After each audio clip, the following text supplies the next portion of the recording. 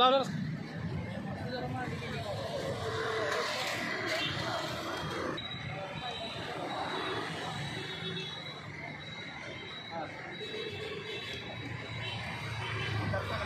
मराठा क्रांती मोर्चाच्या 58 मोर्चानंतर सर्वच राज्यकर्त्यांनी खरं तर मराठा आरक्षणासाठी पाठ फिरवली. फक्त सहानुभूती मिळवायची आणि मराठ्यांची मतं मिळवायची, मराठ्यांचा मतासाठीच वापर करायचा, हे धोरण आजपर्यंत चालू होतं.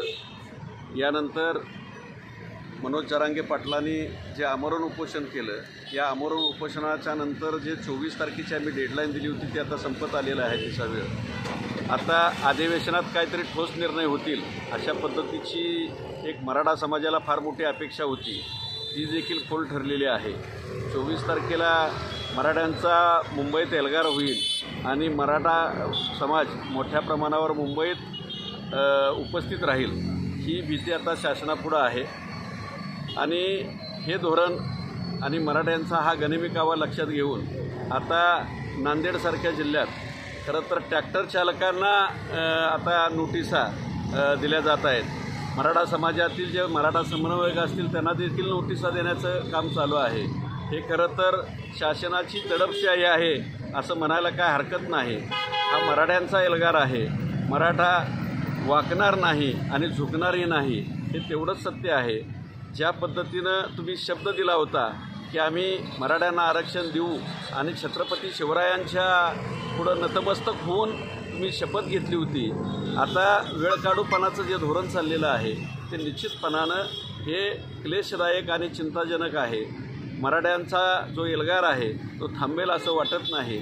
आता हे 24 तारखेनंतर जो मराठ्यांचा फार मोठ्या प्रमाणावर असंतोष बाहेर पडेल, त्याला दाबलं जाण्याचा प्रयत्न महाराष्ट्र शासनाकडून केला जाईल.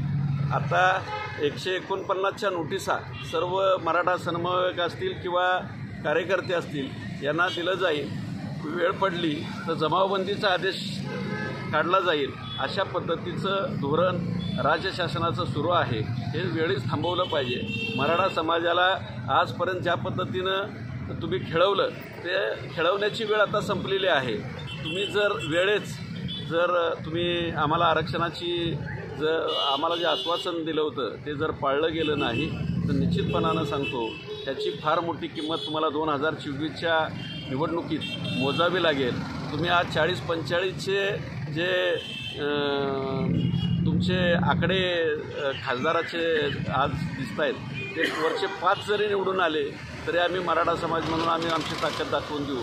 5सुद्धा निवडणुकीत तुमच्या खासदार येणार नाहीत, एवढी मोठी खुणगाठ बांधलेली आहे.